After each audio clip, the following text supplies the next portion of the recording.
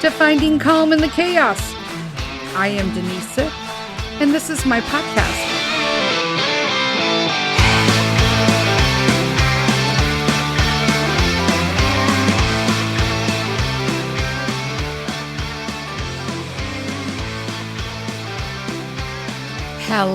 Hello, my friends. Happy Wednesday. Surprise! I'm back. It's July 2nd, I think. Yeah, it's July 2nd. We in the States are going to be celebrating the 4th of July, Independence Day, this weekend. And I'm excited to be back. I wanted to first say thank you to everyone who allowed me to have this little sabbatical and get my health and my mental health in check, both physical and mental, actually. And I'm feeling really good. I feel like so much has happened in that little bitty part of time. I don't know how long it's been, a couple months. I'm not sure. But I'm back.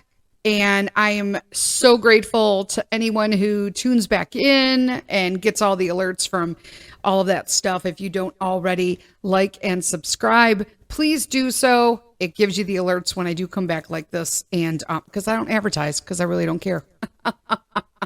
I just record for, I feel sometimes like 4 people and myself. My therapist is like, it's done volumes for you, Denise. And I'm like, thank you. I appreciate that. What's been going on? Well, in addition to having a little bit of an issue with my health, which is fine, by the way. So what's happened is I clearly have a sensitivity to Buster. Yeah. So I have an issue with Buster's hair in the house. And as a result, my eyes have been just crazy. We thought maybe we had Sjogren's or something, and nope, it's just dry eye and irritation, and I don't like it because sometimes it's so bad. Like even if I skip a day, like if you know, if you have a Newfoundland or like I do, or any of a Shepherd, a Husky, Anatolian Shepherd, the Pyrenees, you get, if you have that kind of dog, the hair issue. And it doesn't mean I love them any less. It's just something you got to do. But sometimes you just don't want to do it because you're tired, man. And you have lupus and RA. And so I wasn't feeling well. So I skipped a bunch of times to brush and groom him. And boom, my eyes just were horrible. Like to the point that sometimes they just literally, not scab, but like flake over. I know, TMI, but and it's not okay because you have to wash your eyes, rinse them out. I stumbled upon honey eye drops. If you've not tried these, if you have dry eye issues and you have not found honey eye drops yet, my friends, go get them. Okay? Go get them because they're amazing. They changed my life. I'm like, oh my God, I can get up in the morning and open my eyes with just a drop. I was using other, I don't know, I asked numerous friends for recommendations for eye drops, and all I did was have a bunch of drops that didn't do anything. I was like, yeah, that's not doing nothing. But then I was reading in my holistic thing honey, with the solution of whatever, and I'm like, I'm not making that. Then I was like, Amazon. I Googled, found a company that was good, and the rest is history. My eyes feeling pretty good. They still on occasion have issues, but not like it was every day. Lupus and RA. You know what? I'm just in the next stage. I've literally went over 30 years, 25 years. I more specifically, 25 years, medication free. And I'm still going to remain medication free. I just have to tweak, which is what I did, tweak and adjust and do all the things to address the next stage. So apparently since my foot surgery, which was supposed to fix my foot, has turned into a nightmare. So that essentially has stopped all of my natural lymph functioning. If you don't know anything about lymph nodes and the drainage system that they do, Google that. So I've already messed up the one in my stomach, right? Because I've had full abdominal reconstructive surgery after all my cancer operations. So they had to reconstruct my abdomen. So my abdomen is no longer abs. They're flanks. They're like from the sides. So all of that was cut out because it was just, repeated surgeries over and over, just weaken the walls, right? And the muscles. So that also removes your lymph system, which is like a very important like terminal right there. And then you also have a terminal in your chest and in your like your neck area. So I'm working on just clearing and constantly moving my lymph so it can drain properly. Because like I was saying, once you go on after that surgery, it's just not moving. So I think they pretty much remove those as well. So like, oh, that's wonderful. But I wanted to share with you guys today. I'm like, I don't want to talk about like deep stuff, right? Emotionally, what was happening is I was getting just really anxious and really like down on myself because I just couldn't do anything. I was almost like frozen because I don't know if anybody's gotten that way, but before, you know what I'm talking about, but it's like this complete sense of not overwhelmed, but so overwhelmed's already passed. So I was just in shutdown because I felt like I needed to save myself. And I was like, yep, nope, I'm done. Not going to do any of that. I'm not going to record. I'm not going to constantly clean the floor. I'm not going to, and like, when I mean that, like my floor was horrendous, but I had to let it go for me. And I really have troubles doing that normally. So the fact that I did it was pretty exciting. So, what are we doing now? I am going to talk about, I'm going to fast forward to the beginning of June, June 4th to be exact. And we, as a family, me, Pete, and Mr. Sith, all went to Italy. We returned to Italy. And we brought, as a guest, my niece. And a lot of people have asked which niece it is. So it is the niece that has not been with us anywhere yet, or we've had any occurrences with. Let's just put it that way. Because the past is the past. But this is my niece, Angelina. She's the middle child, I guess the middle child of my sister's 4. And I felt like she's a really hard worker. She's been dealt some cards, but she's overcome them. And I appreciate that sometimes you just need to know there's more. And so I'm like, we're taking her. And Mr. Sith agreed, and Peter loves to travel with anybody. So he was like, let's go. So, as you guys know, we, went through the whole passport thing with her and all that. And then, we went. She's never flown in an airplane before. And she's never been abroad. So there's that. And, I will tell you that she handled the whole trip like a champ. It is not easy to travel abroad for the first time because you don't know what to expect, especially if you bring with you, like I said, she's been dealt some cards in life. So she's got some PTSD, she's got anxiety, and she handled it. So I felt like 98% of the trip, she was a joy. And the other 2, she was just dealing with life and it passed. And that was that. Like we all do, right? I mean, that number even might be lower than mine sometimes. Just saying. But I want to talk about the trip because I am super proud of myself, as is my therapist, in that I went on this entire vacation without an explosion, a rage episode, or a time where I put myself in a bad mental capacity. If you know, you know. Okay, so sometimes you put yourself in these, meaning me, I put myself into these situations where I predictably behave the way I'm just trying to stop behaving. Does anybody like understand that? Like there is no way for me to explain it other than I put myself into situations and I just predictably act the way I want to stop acting. And so I went on this vacation consciously choosing talked with my therapist a little. Literally, I gave most of it to God. I'm going to be really honest with you. There were a lot of times I was talking to Jesus on this trip, but I did it. 0 occurrences.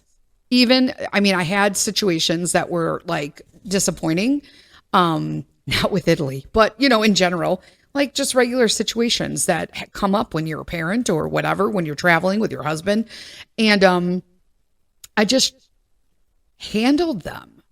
I was like, thank God, Denise, you finally got this down. So I was super proud of myself on this trip. So I want to talk about, as a result of that, how much more I enjoyed, despite like a lot of setbacks. I'll talk about that. Despite those setbacks, how much I enjoyed this trip wholeheartedly, more so than I have any other vacation in my life.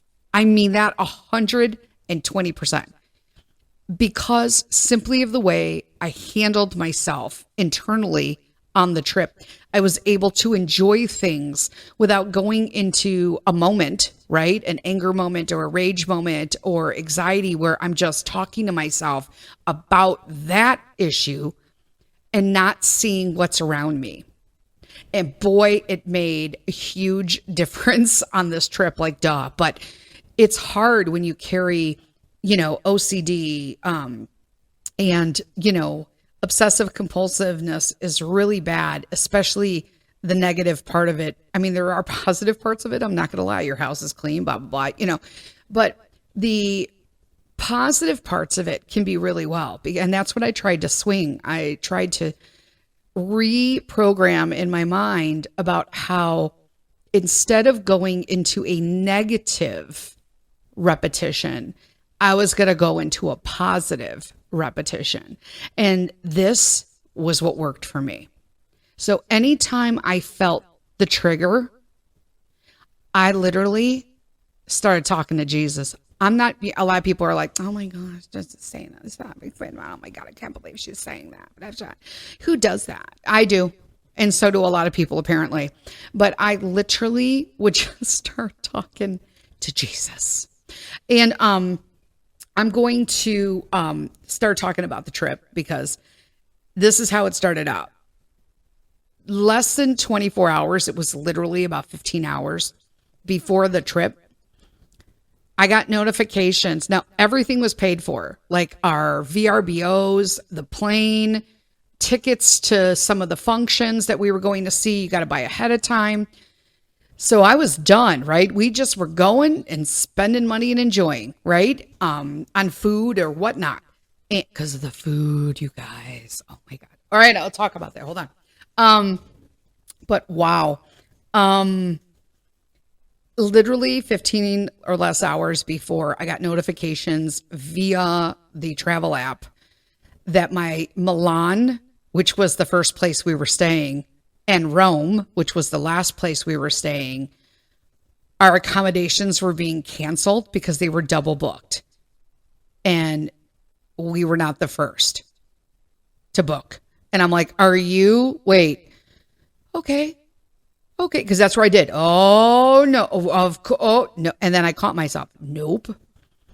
I'm just going to give this to God. He's going to give me a place to stay. Not even going to sweat it.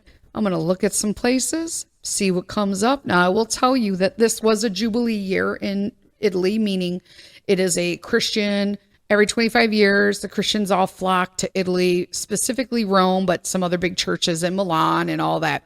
And so the accommodations tend to get booked up fairly quickly. Okay, the good accommodations, let me just reiterate that. And so on top of the fact that, in Rome, a new pope just happened from Chicago. Now we have the pope. You know what I'm saying? That's crazy. If you're Chicagoan, you get that.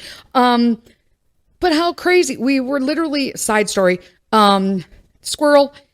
We literally was watching that because I wanted Peter to see it's a historic thing, right? It's something that happens. It's his first pope. Not my first pope, but it's his first pope. So we were watching and I was telling him about the smoke out of the chimney and blah, blah, blah. And then my parents were here visiting, right? And so we're sitting there and all of a sudden, like, Pete's like, there's white smoke. There's white smoke. And I'm like, oh, they picked a pope. And then we're all talking about, literally, we almost did like brackets on popes. I don't know if that's a good thing or a bad thing, but I felt it was a teaching moment. It's a teaching moment. Brackets for the Pope. We went through basically the top 10 popes that, people that could be the Pope. And we're just running them and we all got to pick like what our top 2 faves were, right? Like I said, we did like Pope brackets. And all of a sudden they were like talking and stuff. And this guy comes out and he was super creepy. I'm not going to lie. Okay. So like I am a recovering Catholic. So I love churches, like the art behind them, the history, the craftsmanship, the history, but I don't always agree with the Catholic Church. And so rather than just keep fretting about it, I decided that I would just be a Christian and just put Catholicism aside. You either agree or don't agree with that. I kind of like the new Pope. I mean, for reasons other than he's from Chicago, but I just remember, like, I did not pick him. So Carl had his picked. I had my picked.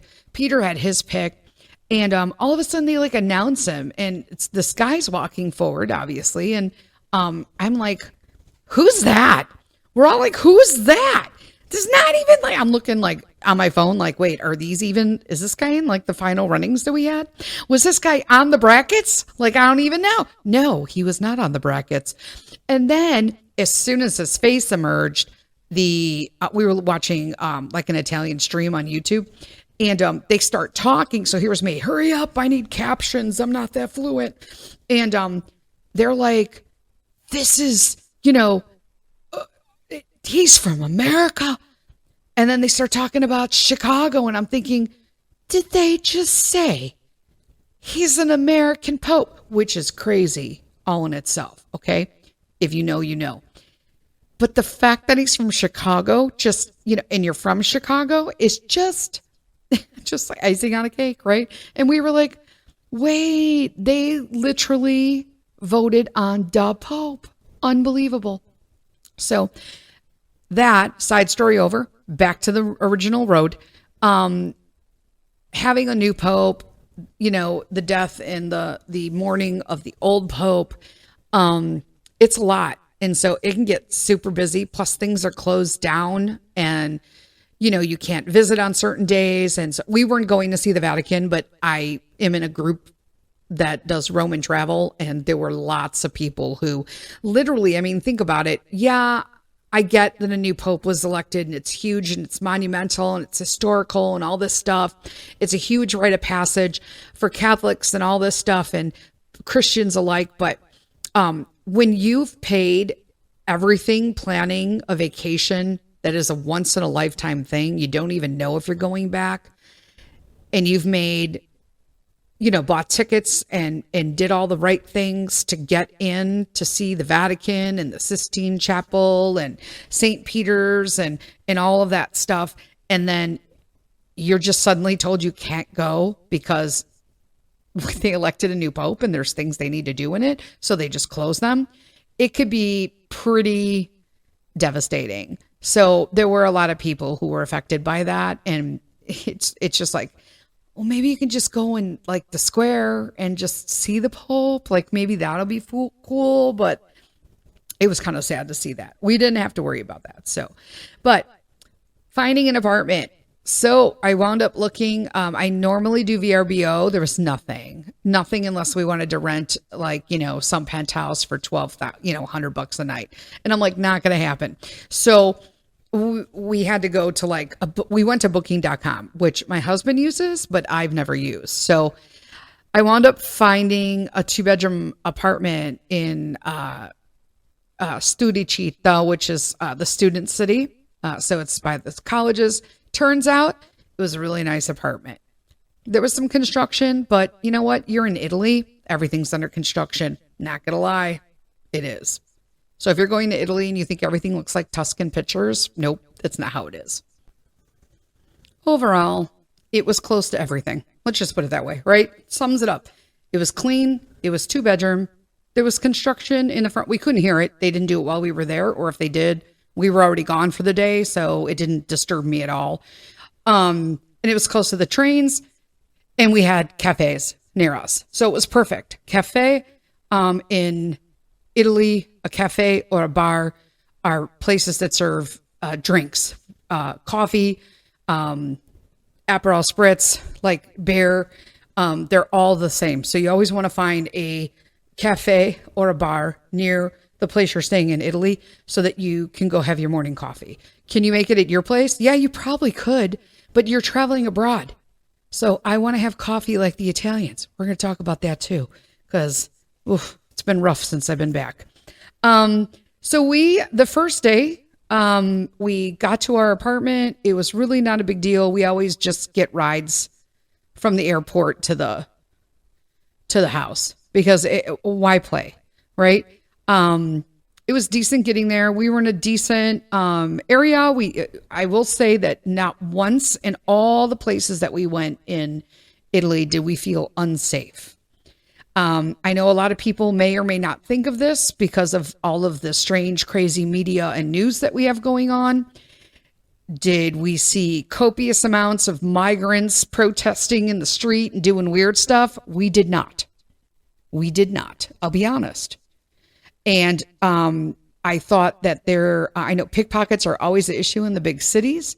Did I ever once feel unsafe or threatened? No. But I'm also from Chicago. So I could see that could vary if you're from like a small town in Wisconsin. I don't know. Right? I don't know. Were there the normal amount of hustlers trying to sell flowers and tickets and hats and, that are not Italian? Yeah, but that hasn't changed. That's always been the case. So in case you wanted to go to Italy, that's all I can speak for right now, and you were worried about what the media is portraying on both sides, we found it not to be an issue. So back to Milan. We loved our apartment. It was really nice. It was clean. The person was very friendly. It had air conditioning. We'll talk about that.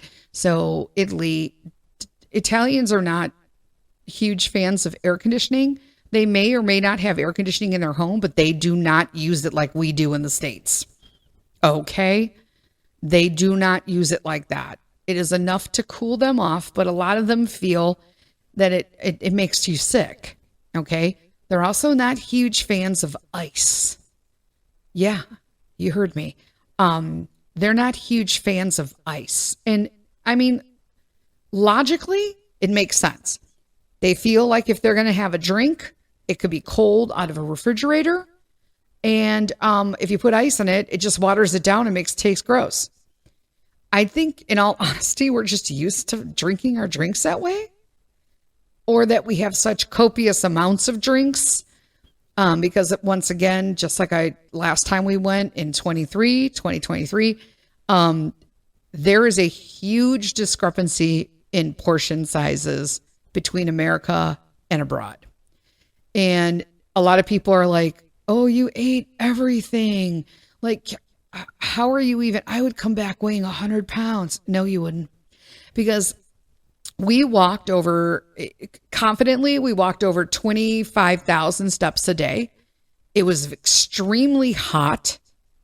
I would say pretty much everywhere for the second half of our trip, meaning I'm going to go 2 weeks. Okay. So we went for 3 weeks. The last 2 weeks was brutally hot, and you just had to know how to deal with it. You go out early, you go home for riposo. We'll talk about that later. And then you go back out when it gets a little bit cooler. And when a little bit cooler, I mean 89. You know what I'm saying? And shade. So we found a really nice local cafe. I just had espresso the whole time. It was fabulous. I know my niece was worried because she likes, caramel with a little coffee with it. And so she and Mr. Sith opted for the cafe macchiato. And that seemed to work for them. And she did like, I think it was a packet and a half of sugar. And we used raw sugar. I bring it with me in case they don't have it, but they did. We lived in this really cute area by a church. It was so nice. The first day we went out, we got to walk through this amazing, like long park. So imagine like the length of a street, in some of the cities, like even in Chicago, here they will have these long thoroughways, essentially like avenues. And then in the middle is like a greened out section of just random trees and nothing's ever done with it.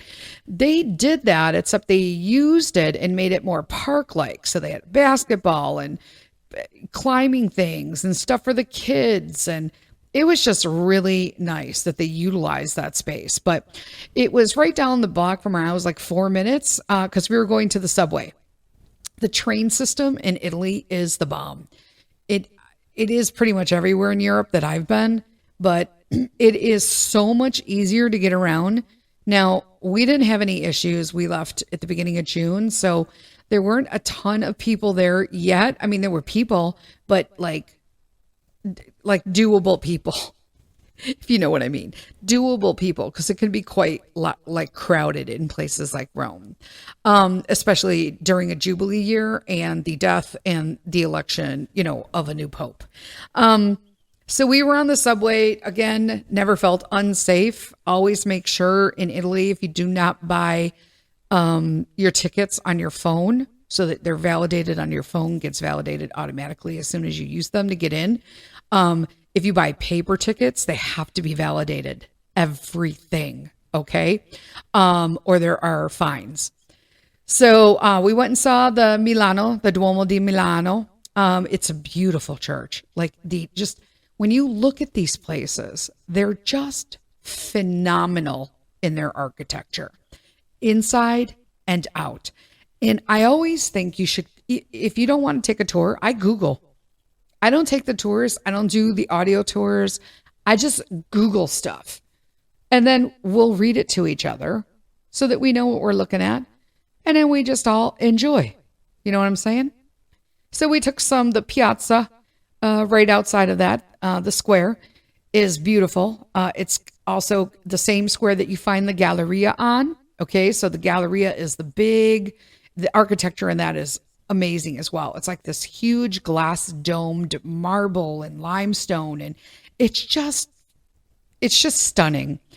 But they have this huge like glass ceiling over it that's domed, and it's got all the big stores, Chanel, Louis, Prada, everything. Okay.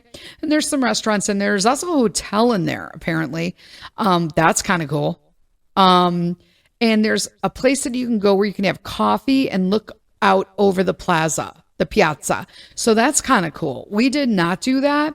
But in this Galleria, they have this beautiful tile mosaic work on the floors. And one of the mosaics is of a bull. And it's considered good luck to put your heel on the bull's balls. I'm not making this up, okay? How can you make this stuff up? And you turn 3 times, and it's supposed to give you good luck. So there were people waiting to do this so that we weren't all going to do it. But I did have Peter do it. He went out there, and you put let's put it this way. So many people have spun on these bull's balls in the mosaic that there's a literal, it's making a hole. Like there's a hole. He had to like dump his foot into the hole and then spin with his foot up in the air because it doesn't lay flat anymore. It was pretty funny. But there's so many beautiful buildings and fountains. Just you go and you turn a corner and there's like another little piazza, and it's got a beautiful statue or a fountain in the middle with like greenery and trees, and you just like chill. But it's just beautiful. One of the things we did that a lot of people are like, what? I can't believe you would do that. We went to the Starbucks Reserve in Milan. Now, it used to be the largest, but now, coincidentally and quite funny, Chicago is. So Chicago, here in my own home state, we now have the largest Starbucks Reserve. So by quite a lot, might I add. It's huge. So I've never been to the one in Chicago, but clearly now I've been to the one in Milan. There is a line to get in, and it seems weird. Like, why are you standing in line to go to a Starbucks, Denise, in Milan? Let me explain to you why. First off, it's gorgeous. It's gorgeous. If you have not been to a Starbucks Reserve, it is unbelievable. They roast the beans in-house, and they have all of these like delivery methods and pipes that they send them through in their process, and that happens around you. So you're seeing it happen as the roasting is going on, and they're dumping like the big, barrels and all of that. And the pastries at this thing, yeah, they ain't Starbucks. Okay, neither is the coffee. I'm gonna tell you that right now. They might be roasting the coffee. I would imagine at the Reserve in Milan is way better than the one in Chicago or in America, and it by hands down, just because they just have a better understanding of coffee, like real coffee, and it's not filled with like sugar and garbage. So I wound up having a pistachio coffee, which was amazing. It was so good. And I just basically got like a few sandwiches and tarts and stuff that we could all try, because it was like around that time of the day. But we did wait in line. We didn't wait longer than 10 minutes. They have security at the door, and that is to keep everything moving inside. So they're counting who's coming out and putting those people in. And that basically ensures that everybody has a place to sit, so you're not just standing there. And it also helps control the lines for the main bar where you order all of your stuff. It was highly organized. And I would like to state for the record that the bathroom there was amazing. Just saying. Yes, I judge things by bathrooms, but the place is really pretty. It was clean. The pastries and the sandwiches were all wonderful. Everybody had a drink. Peter even noticed we took a picture together, and there was a huge, in a section where people like ate little tables and stuff. We were at the bar. We chose to sit at the bar, and watch all the baristas. And there was a big picture, but it basically was little labels of all the different roasts of coffee.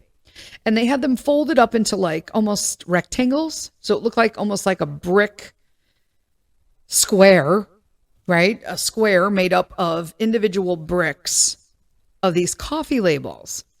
And I didn't notice it until I took the picture. And so I took the picture and I went, ooh, what is going on with that picture? And Peter was like, it's the Duomo. And here's me. Wait, it is. But it was such an illusion that I didn't even notice it from where I was standing. But once I did, I was like, now that is clever. Needless to say, another thing to look at when you're out doing stuff like this. Like, I would have never seen that. It was just such a cool piece of art that it's Starbucks and it's a Reserve. So there was some extra stuff, but it just was a little special touch to make it specific to Milan by having that beautiful picture and having it so understated. If they had just a big picture of the Duomo, it would seem, in all honesty, like, yeah, because you're by the Duomo. But the fact that it was just kind of integrated into the picture with the labels was super cool. We liked it. The Duomo, again, in Milan, breathtaking, inside and out. I can't even describe how beautiful the care and the talent and the that goes into these things, and the age of the craftsmanship, and how it was truly high-end craftsmanship because it lasted all these years. People are walking in there, they're touching stuff, they're kneeling, it's a church. One thing I did notice, so what a lot of people don't realize when they travel is that when you're in Italy and you're traveling to churches, there is a dress code. The dress code normally consists of having your shoulders covered, and no knees. You can't see your knees. So I didn't have a problem because I had brought capri pants that were longer, were like mid calf, but then I also just wore linen pants the whole time, and it was fabulous. Highly recommended, regardless of the heat. Those linen pants kept me cool. The air goes right through them. It's fabulous. So here's me looking for linen tops now because my t-shirts did not. I was all sweaty in them. They were totally not breathable, not cotton. So I was like, oh, here we go. The stained glass, the statues, the tombs, the people who are buried there. It just read. Some of this stuff is dated like 300 AD. That's insane. That's insane. You're walking and doing things on stuff from the 15th century, 1500s, 1600s. It's insane.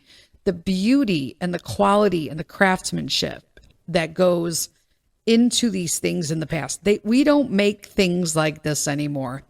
So we bought a ticket to get into the Duomo, and that included the ticket to the museum, okay, of things and artifacts that were unearthed in the basement, or that over time had to be repaired, so they took them out, or they found them in storage, so they pulled them out because, they replaced them with something but didn't get rid of the original statues.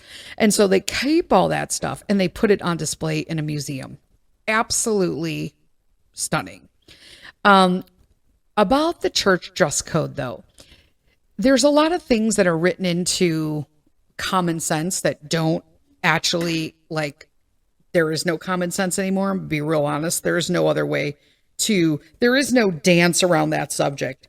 People don't know how to dress. Now, I'm all about individual expression and blah, blah, blah. But I have this thing. When you are on a flight, for example, and you are traveling abroad or traveling domestically, I feel like there's a way that you should dress comfortably, but also keeping into mind security and stuff like that. Like, I wouldn't wear lace-up combat boots to go through TSA, but yet people do. And it's freaking annoying, okay? But one of the things that I saw in our trip that was just disappointing was how many people went into churches or tried to go into churches, because in Italy, during a Jubilee year for sure, they stop you. And this is especially true if you have tickets to go to Rome and see the Vatican. I don't care if it's 108 degrees out. You need to wear their dress code. Your kids need to wear the dress code. And if you just bought tickets and you wait in line to get in, and then you get to the door and they tell you can't come in because your shoulders are exposed or your boobs are popping out, or your son's knees are up because he decided to wear, like, I don't know, rugby shorts that day, and he's got, like, full thigh showing. That's a no, guys. It's a no, my friends. You have to have a common just respect for other people's cultures, especially religious. And this goes to everyone. If you're going into their church to see it, the least you can do is dress appropriately. Now, there were some places like the Milan Duomo who were asking girls. They had, you know how, like, those wraps you get, those paper wraps? I call them paper wraps. They're paper is what they are. You can pull them. But when you go to the doctor and they're like, yeah, can you put this wrap around you? And, okay, so it's not a full gown. It's just the wrap. And they rip, they're disposable, blah, blah, blah.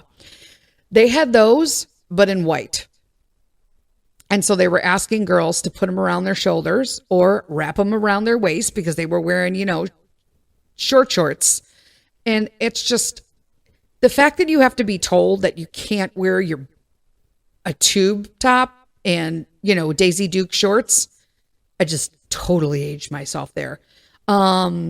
Aspiring shorts. There you go. I like the Daisy Dukes better. It's just, I don't know. It's part of this me society. And I really found that the most annoying thing traveling this time was not my own family, but other people's disregard for customs and just general niceties, and that other people exist besides themselves. We'll talk about those as we go along. But the museum was awesome. They had so many statues and stained glass that was there. The stained glass was beautiful. I was going to take a movie, but they told me I couldn't. So I was like, oops, sorry, and I'm going to tell you, I'm okay with that. Most of my pictures are of the art themselves. What's disturbing is when you're trying to take a picture of something, but there's some gal who's taking 600 pictures in front of it, but hasn't once looked at the piece of art. She's just taking pictures for Instagram. Yeah, that's annoying. Because I'm just like, hi, can we move it along? There's only so many pictures you need of you flipping your hair to the left, then to the right, then the duck, and the cheek suck, duck, cheek suck, duck, hip, no, the other hip, here on the other side, bat the eyes, lip, duck lip, sucking the, I'm like, please stop. Turn around and look at the damn piece. They don't once look at it. They just want a picture in front of it for Instagram. They're not even really living what they're selling, or probably selling, but what they're portraying online. And it kind of made me sad. That's how I coped with it, was that you can't get angry over a generation of people who aren't even present in their own life. It's all a facade. Think about that. It's completely a facade. Filters. In all honesty, they don't even know. Everything is likes. It's just horrible. And I was just like, over time, I was just like, wow. She's standing in front of a painting from 1286 AD, and she hasn't once looked at it. Wow. That's sad. One thing they had in this Duomo Museum was a wood miniature model. Now, when I say miniature, it was about 7 feet tall, of the Duomo itself, of the plans they had for making it. It's absolutely mind-blowing. It was crazy. So then after that, we decided that we were going to walk over to we were going to take a cable car, but then it took so long to wait for one. Okay, so buses and trains, super they're the mode of transportation itself is super handy. Okay, very handy. They go everywhere. Timeliness in Italy, yeah, no, they just kind of roll with it. This year, you could be late. It's late 30 minutes. That's not uncommon in Italy at all. So we went across the street to catch it because it said it was going to come in 4 minutes. But then that turned into 5 minutes. That turned into 10 minutes. And I'm like, okay, we could have walked there already. It's literally 3 blocks away. So we just walked. I was like, why are we standing here still? So we wound up walking over to Sforza Castle, essentially. Beautiful fountains, gardens, is super nice. We didn't go into the castle this time. We didn't have time, and we were exhausted, and it was super hot. But we got to see the inside gardens, and it was spectacular again. Just beautiful. Everything's blooming there. Beautiful bridges and just things to look at over the bridges and the craftsmanship behind that. Turrets, towers. It's just gorgeous. Then we stopped at our first place so that we can, we made reservations to go have dinner at this awesome spot in Milan itself. And so we were like, you know what, let's just start walking and get over there. Because at this time, you're pretty hungry, but you need drinks. So dinner is another thing. If you're an American and you're traveling to Italy, know that dinner doesn't normally start until earliest 7:00. That's PM. And it goes on sometimes through midnight, depending on where you are, the neighborhood, that kind of stuff. Okay. Italians notoriously eat very late. Now, when you understand their schedule, okay, it makes more sense. I'm going to explain some of this. So I'm just going to go through it briefly. They get up in the morning. and they start their day with what we consider a crappy breakfast. But what we eat, they consider a crappy breakfast. But it makes sense once you understand like the Italian lifestyle. So they have like a cornetta or some sort of pastry with cafe. Okay. And for the kids have sometimes gelato, but usually like some sort of succo, which is juice. So Peter had succa pesca, which is peach juice. He loved it. So we would go and order coffee with pastries. And so, because you want something to get you going for the day. I just had espresso. That's just un cafe or un espresso. And then my niece and Mr. Sith had the latte macchiato. So we would say latte macchiato, per favore. Always say please. If you try to speak just a little, literally all you have to do is know how to say hello. If it's, most people will use ciao because that's what we know. Bye, hi, ciao, ciao. That's actually amongst friends, technically. If you want to really impress them, I would greet people I didn't know with salve, which is hello, proper, and arrivederci, or arrive. A lot of people just say derci. It depends on what region. They really cut that word up. But arrivederci, goodbye. I would like. Vorrei. I would like. Vorrei un espresso. That's all. And sometimes they would look at you because you were American and they would say, Italiano? Yes, Italian. Now, sometimes it would look and be like, we were trying to figure out what Mr. Sith and Angelina would drink before we figured out it was the latte macchiato. And they were like, Americano? And we're like, no. Because literally that's just coffee and water. That's how crappy it is. That's how they think of our coffee. I'm not even joking. It's just like an internal Italian joke, I think. They say you shouldn't order cappuccino. They don't drink dairy like after 10 o'clock. You can order it no matter where you're at. They're happy to serve you. They don't look at you like you're weird. They might think it, but they just don't. And then there's a light lunch. Right? Now light lunch might mean pasta, sandwich, a salad with noodles, it could be anything, right? That also comes with aperitivo or a drink. And then it's riposo, which is like sleep time. It's time to rest, right? So from 1 to 4, anywhere between that time, in some smaller neighborhoods, you might have things closed because it's time for them to eat and nap. And usually in the summertime, it's so effing hot that they also have to shower. That's how we survived. It was so hot. We would come home and be literally, I can't even tell. I've never been that hot. And so we would I would take a cold shower, not even joking. I would just get in like cold shower. That's all I need. And perfect. Especially if you're in a place that doesn't have air conditioning. They'll have fans and whatnot. I mean, they should, but, so we stopped for a drink. Sorry, let me get back. So we stopped for a drink because we didn't have like riposo. We had just stopped for we were just really sightseeing. So I said, well, let's just stop for an early drink. We'll have aperitivo. And they'll usually bring you like nuts. It depends on where you're from. Some places like in Venice, they have cicchetti, which is literally like they'll bring you like little almost breads topped with things, seafood, stuff like that, cod, bacala, all that stuff. But sometimes they'll bring you out little supli or chips or peanuts, spread with bread. You'll get fed while you're doing this so that you're not just drinking alcohol, that you have like food in your stomach. So we all had aperitivo until our reservations for a restaurant that opened, which was, like I said, I made reservations at 7 and they opened at like 6:30, but we were like the first people there.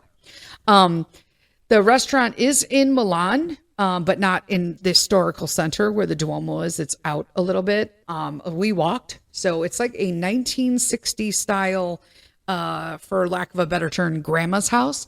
And it's called Riso e Latte Duomo. So RISOELATTE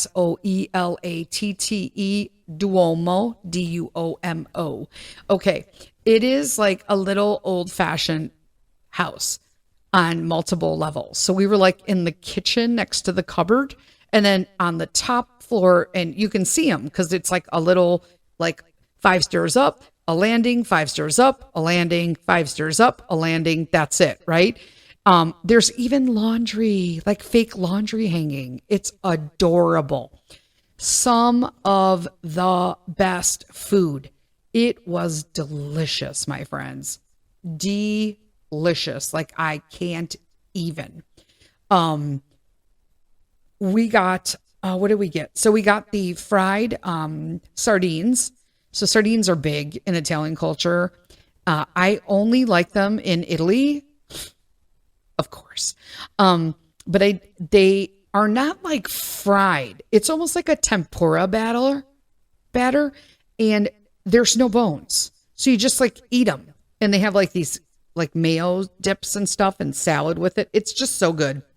And then I forgot what Mr. Sith ordered. The kids ordered cacio e pepe. I ordered octopus. There are numerous. There's primo courses, main courses, secondo courses. So you can just, and they're all in like reasonable methods. Okay. But I ordered as my primo the octopus, and it was on grilled vegetables, which were amazing. Italians know how to grill vegetables, especially like eggplant, peppers, zucchini. They got that like down. It's delicious. It was some of the best. They didn't bring me like some frozen octopus. I got like 2 huge legs. I know if you're like, don't like into that, just move along. Fast forward, baby. Fast forward. It was marinated in some sort of balsamic vinegar, like real balsamic, not the crap we buy here. Okay, that probably has food coloring in it. Real thick balsamic, sweet. And that was it. It darkened it, left like a syrupy coating on it. And then it was lightly grilled properly. And it was amazing. My niece tried it. This is the same niece who cuts all the fat off of all of her meat and cooks it super well done to where it tastes like crap. And then she wonders why she doesn't like meat. Just saying, she fixed that in Florence. But Italy fixed that for her too. She tried it. And not only did I know she actually liked it, how did I know? Because she tried it twice so that I would take a picture of her eating it. I was like, wait, what? She must have really liked it. But it was delicious. But one of the things they did was they had this, it was basically their specialty, a rissolate risotto. So it was basically wild berry risotto with cheese in it, like a sharp cheese. Oh, my friend. First off, it was purple, like lavender. It was gorgeous, and it was delicious. I can't even explain. When I read it, I was like, these flavors sound so out there that I feel like I need to try it. And I'm glad I did. I believe Mr. Sith had also risotto with saffron, but that he also had the ossobuco on top of it. I don't remember. I'll be honest with you. But it was delicious. And we had tiramisu after. The tiramisu was fine. It wasn't fabulous, but it was the first time that we let Peter have tiramisu. Because, I mean, it's tiramisu. What's the big deal? I will tell you what's the big deal. Espresso. Like actually having real espresso in it. Oh, boy. He was burning up for a little bit. Not going to lie. He was tearing it up. So we loved our stay in Milan. It was a really nice apartment.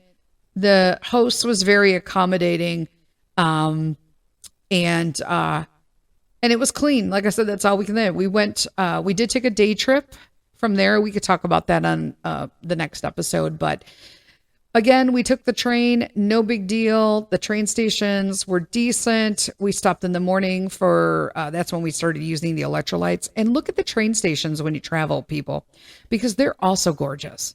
Like they're phenomenal. Plus the super trains, they're super cool. And they go fast. Like our train was going like 125 miles per hour at one point. I forget where we were going. We may have been going from Florence to Rome at that point, but yeah, we had a great time. And like I said, it was really hot. So we started making sure that we were drinking like Powerades, electrolytes. I wound up buying electrolytes later and just adding them, but nobody else wanted them because they were like magnesium and sodium and like they were natural. They were natural because the garbage stuff is banned or not wanted there, so nobody will buy it. No dyes, with like a lemon flavor. And everyone's like, okay. My niece was like, Anthony, so I'm gonna be real honest with you. I know this is probably trying to help me, but I'm gonna stick to the Powerades and I'll keep drinking them with water because this tastes like wash water with lemon. Like, it's like that dang magnesium. But we had a wonderful time in Milan. I'll be really honest with you. Also, again, before I forget, when you are in the train stations and stuff, when you're traveling, make sure you always have small euro coin. So they have like a $5 bill, a 10, a 20, and then it goes up from there. I think a 50, 100. We only travel with 5, 10s, and 20 euros, and we go to the bank to have an exchange done ahead of time because you want to make sure you're getting a good exchange rate. You never want to go to an ATM that's outside of a store. You always want to go to a legitimate bank with an ATM inside. They will have an option for English. You always need to make sure you tell your bank before you go that you're traveling and where to, just so that they don't stop your card. I did that and I still had to call to have them release my card from the fraud department because I kept locking our cards up. So the fun thing is that we all had at least one card that worked at all times. So I was like, this is ridiculous. But we finally got it worked out when we talked to somebody who actually knew what they were talking about. Like I literally walked into my branch of the bank and spoke to 3 different people that I would be traveling to note the account accordingly because the time difference is a bitch, right? You're in the middle of Raposo from 1 to 4 and at 2 o'clock, you have to call your bank because they're just opening from the time change. That gets inconvenient because I want to relax, not be on hold for an hour and a half. You know what I'm saying? Because the wait time doesn't change because I'm in Italy. But we finally got a wonderful girl, and her name was Kelsey. Not forget this because I actually wrote a letter to the bank, sent an email about her because it was unbelievable. She cleared everything up. And she also is the one that found that they just like literally just said I was going to be in Italy in the comments, but didn't actually go to where they needed to put it in the system so that the fraud department knew. And now, mind you, I went 3 times. I spoke to 3 different people, and all 3 of those people did something wrong. They didn't do what they were supposed to do. And then here I'm in Italy, and I'm getting my card declined. And then we also got told as another thing. So Italy's really big on the tap and go. Tap and go, tap and go. They're out of there, right? Or cash. So what you want to do is you want to make sure that if your card is declining consistently, but your account's not locked up, you can check online. You can at my bank. I've got BMO, so you can check online. But my card wasn't locked up. It kept getting declined. And finally, we were at a restaurant that said, you know what? Put the card in. Don't tap it. Sometimes the banks in America want the card in the machine. And so we did it, and we didn't have any problems after that. Like just little stinking things like that, but he was familiar. It was a place that a lot of people frequented for tourists. And so there was that, right? But also what I was saying is they have a €2 coin, a €1 coin, 50 and 20 cents. And then they go down from there. I think it's like 10 and a penny, or a cent. But always have like 20 cent, 50 cent dollars and $2 coins because in the train stations and stuff like that, you will most likely have to pay to use. I know a lot of people are like, that's ridiculous, but it's not. It's not because number one, it's clean, it's stocked. And the thing that needs to catch on here from Europe are full doored enclosed stalls. This is my favorite thing about going to the bathroom in Italy. Walking into a bathroom and the door closes and you're in it, it's just completely closed. There aren't little holes where people's kids can look. They can't wave their hands under. They lock. I'm telling you, it's worth paying. I think they were $1.20 at most places. That would be €1.20. So gladly would pay that. But highly recommend if you're in Milan that you go to Risoletta Domo. Definitely need to make a reservation. We were able to get our reservations to all our restaurants the night before, except for one. And in all honesty, if it's booked that far in advance, it's probably just an Instagram influencer trap and it's not worth being there. Just saying. All right. You guys, thanks again for all of your patience with the podcast. I'll see you again next week, Wednesday, and we will talk about the next part of the trip and what I've learned for it and what I haven't. I guess in the end, a lot of people said, did you enjoy Milan? I absolutely did. Is it like my favorite city in Italy? No, it's not. To me, it was enough to see what I saw. We really wanted to see the Last Supper painting, but it was sold out, the tickets, and that's months ahead of time. And I couldn't get them. So we didn't even try. Do we feel like that missed out on our trip? Nope, because we made up for it by going on a day trip, and that ticked all of our boxes and made all of our expectations like we're blown out of the roof. So I'll see you guys next week. Have a good one. Bye.